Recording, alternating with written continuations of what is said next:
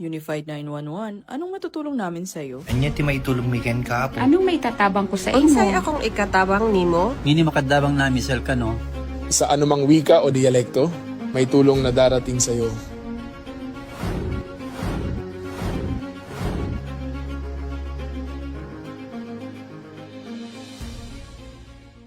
Lilingkod sa bawat Pilipino at magbibigay ng tamang impormasyon para sa tahimik at maayos na Pilipinas. Police News Network, alagad ng batas, tagapagtaguyod ng balitang pulis, sandigan ng mamamayan, patnubay ng katotohanan.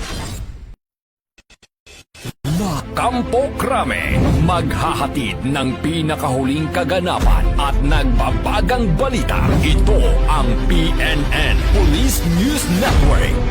At ngayon, ang inyong mga tagapagbalita. Magandang araw, Bagong Pilipinas. Ako ang inyong alagad ng batas, tagataguyod ng Balitang Pulis, Patrolwoman Sarah Jane Estabilio, maghahatid sa inyo ng tamang balita, kwento ng pulis at serbisyong para sa mamamayan. At ito ang Police News Online. Ang pangunahing balita ng Police News Network, alagad ng batas, tagataguyod ng pulis.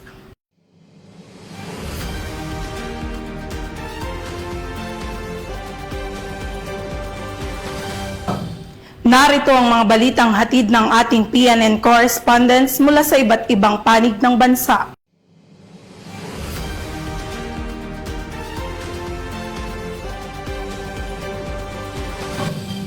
Tatlong Vietnamese nationals ang inaresto ng mga otoridad sa Mandaue City, Cebu dahil sa umano'y illegal na pagsasagawa ng dentistry.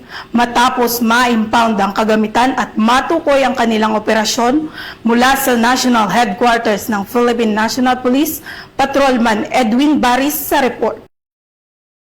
Ang tatlong Vietnamese national sa operasyon ng Philippine National Police na umano'y nagsasagawa ng illegal na dental procedures sa Barangay Tipolo, Mandaue City, Cebu nitong ikasampu ng Agosto taong 2026.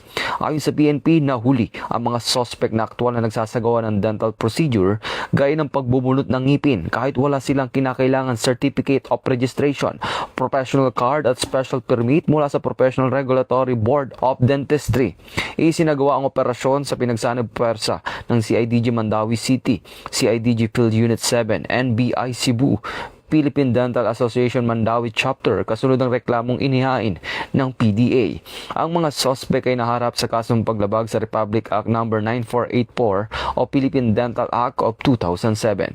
Nagpaalala naman ang PNP na tiyaking lisensyado at otorisado ang dental practitioner bago sumailalim sa anumang dental procedure upang matiyak ang kaligtasan at proteksyon ng mga pasyente.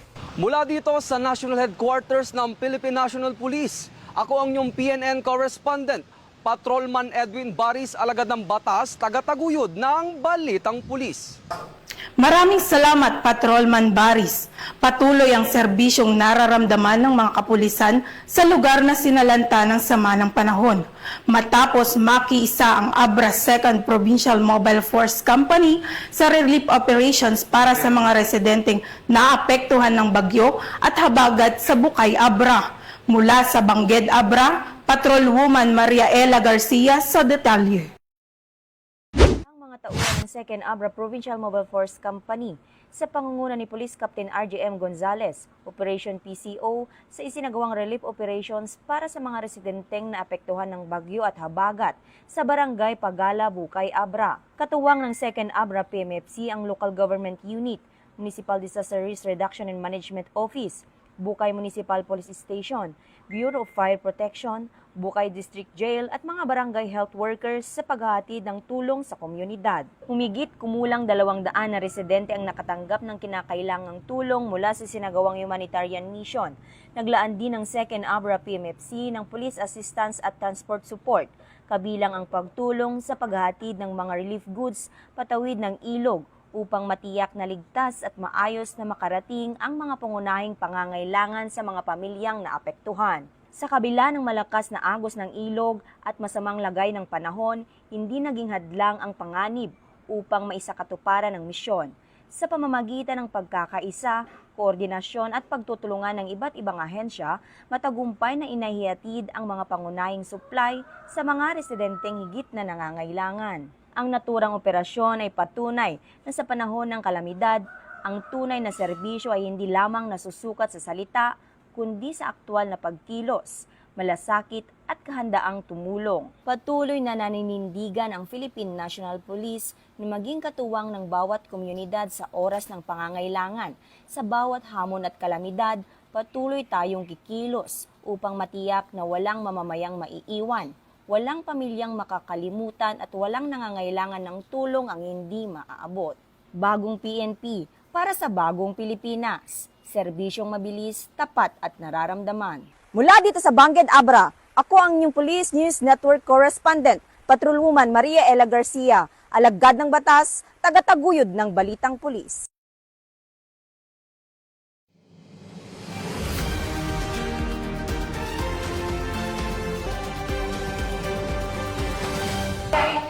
Umabot sa 629 loose firearms ang na-recover ng PNP Calabarzon sa loob lamang ng isang buwan, bilang bahagi ng pinaigting na kampanya ng kapulisan laban sa paglaganap ng paggamit ng ilegal na baril sa rehiyon.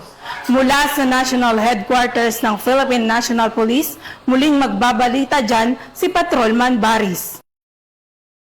Sa 629 na loose firearms ang na-recover ng Police Regional Office Calabarzon mula July 10 hanggang August 9, 2026 sa pamamagitan ng police operations at voluntaryong pagsuko. Sa kabuuan, 532 ang small arms at 97 naman ang Class A light weapons.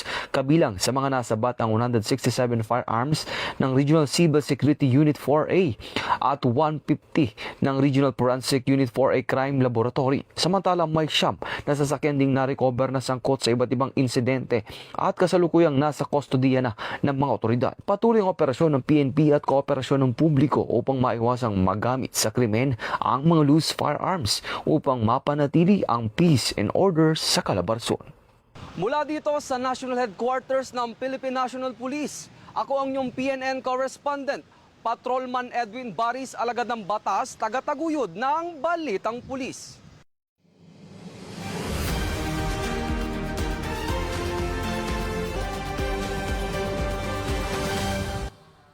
Dalawang wanted persons ang naaresto ng Ifugao Police Provincial Office, kabilang ang top 7 regional most wanted person na nahaharap sa dalawang kaso ng sexual assault at top 3 provincial most wanted person na may kasong acts of lasciviousness. Mula sa Ifugao Police Provincial Police Office, Patrolwoman Janice Bulahaw magbabalita.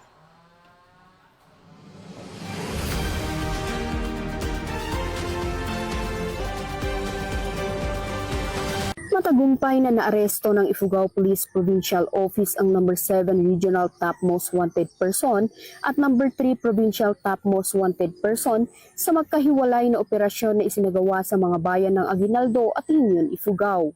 Unang naaresto ang number 7 Regional Top Most Wanted Person, isang 45 anyos na minero at residente ng Aguinaldo, Ifugao dahil sa dalawang kaso ng sexual assault sa ilalim ng Article 266-A ng Revised Penal Code na may itinakdang piyansa na 200,000 pesos bawat kaso.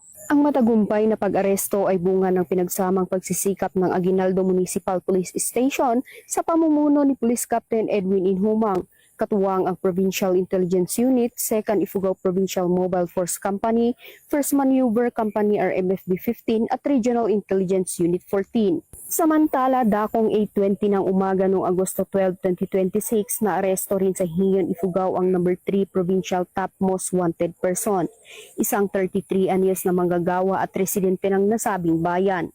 Ang suspect ay nahaharap sa kasong acts of lasciviousness na may kaugnayan sa Republic Act No. 7610 o Anti-Child Abuse Law na may itinakdang piyansa na 108,000 pesos. Ang tagumpay ng operasyon ay bunga ng pinagsamang pagsisikap ng Hingyon Municipal Police Station sa pamumuno ni Police Captain Jackson Nginhena, Acting Chief of Police katuwang ang 1st Ifugao PMFC, RIU 14 RID Procar at 1st Maneuver Company ng RMFB 15. Maayos na naipabatid sa dalawang akusado ang kanilang mga karapatan sa wikang kanilang nauunawaan at kasalukuyang nasa kustodiya ng dalawang municipal police station para sa kaukulang dokumentasyon bago i-turn over sa kaukulang korte. Ang operasyon ay bahagi ng mas pinaigting at walang humpay na kampanya ng Ifugao PNP laban sa mga nagtatago sa batas. Ito ay patunay ng bagong PNP para sa bagong Pilipinas, nagbibigay ng serbisyong mabilis, tapat at nararamdaman ng bawat mamamayan. Mula dito sa Ifugao Police Provincial Office, ako ang inyong PNN correspondent, Patrolwoman Janice Bulahaw, alagad ng batas, tagataguyod ng balitang pulis. Maraming salamat, Patrolwoman Bulahaw. Isang armed cache na sinasabing pagmamayari ng Communist Terrorist Group o CTG ang nasabat sa isinagawang Joint Counter-Insurgency Operation ng otoridad sa Alcala, Cagayan bilang bahagi ng patuloy na operasyon laban sa armadong grupo.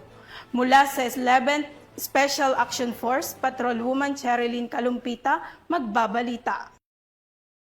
Ng tactical support ang matauhan ng 11th Special Action Battalion Special Action Force. Katuwang ang 1st Provincial Mobile Force Company ng Cagayan Police Provincial Office at iba pang PNP units sa isang joint counterinsurgency operation kung saan na-recover ang CTG arms cache sa Barangay Karalyangan, Alcala, Cagayan. Ayon sa mga otoridad, naging susi sa operasyon ang impormasyong ibinahagi ng isang dating CTG supporter na nagturo sa kinaroroonan ng arms cache. Kabilang sa mga na-recover ang isang caliber .38 pistol, mga balat magazine, gayon din ang iba't ibang explosive materials.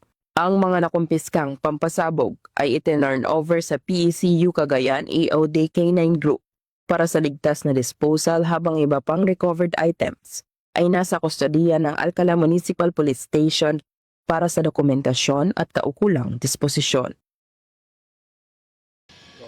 At mula dito sa headquarters sa Fort Santo Domingo, Santa Rosa City, Laguna. Ako ang inyong PNN correspondent, Patrolwoman Cherilyn Kalumpita, nagbabalita para sa Police News Network. At itong bagong PNP para sa bagong Pilipinas, serbisyong mabilis, tapat at nararamdaman.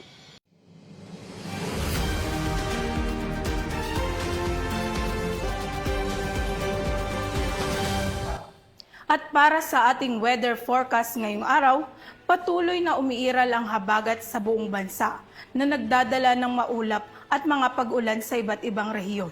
Ang temperatura sa kasalukuyan ay nasa 29 degrees Celsius na may hangin mula sa Timog Kanluran sa bilis na 17 mph at inaasang maglalaro sa pagitan ng 27 degrees Celsius hanggang sa 29 degrees Celsius ngayong araw. Ayon sa Pag-asa, asahan ang malawak na pag-ulan at sa malaking bahagi ng Luzon, lalo na sa Ilocos Region, Cordillera, Central Luzon at Metro Manila, habang ang Visayas at Mindanao naman ay makakaranas ng bahagyang maulap dahil sa localized thunderstorm sa hapon o gabi. Pinapayuhan ng mga otoridad ang ating mga kababayan sa mga mabababang lugar at malapit sa kabundukan na mag-ingat laban sa banta ng biglaang pagbaha at landslide. At yan ang mga balitang nakalap ng ating PNN correspondents mula Luzon, Visayas at Mindanao. Para sa mas malawak at mabilis na ulat ng mga balita, i-like at follow and share kami sa aming Facebook account ng Police News Network at sa Twitter account para sa mga real-time updates at YouTube channel para sa mga live stream at replays. Mananatiling mapagmatsyag at laging alamin ang totoo. Sa ngalan ng pamunuan ng Philippine National Police, sa pangunguna ni Chief PNP Police General Jose Melencio Nartates Jr. at sa pamumuno ni President Ferdinand Bongbong Marcos Jr., kami ang maglilingkod sa bawat Pilipino at magbibigay ng tama at balanseng balita. Mula rito sa tanggapan ng tagapag-ugnay at pambansang pulisya, ako ang inyong alagad ng batas, tagataguyod ng Balitang Pulis, Patrolwoman Sarah Jane Estabilio, maghahatid ng tamang balita at serbisyong para sa mamamayan. At ito ang Police News Online. Ang pangunahing balita ng Police News Network, Bagong PNP, para sa bagong Pilipinas, serbisyong mabilis, tapat at nararamdaman.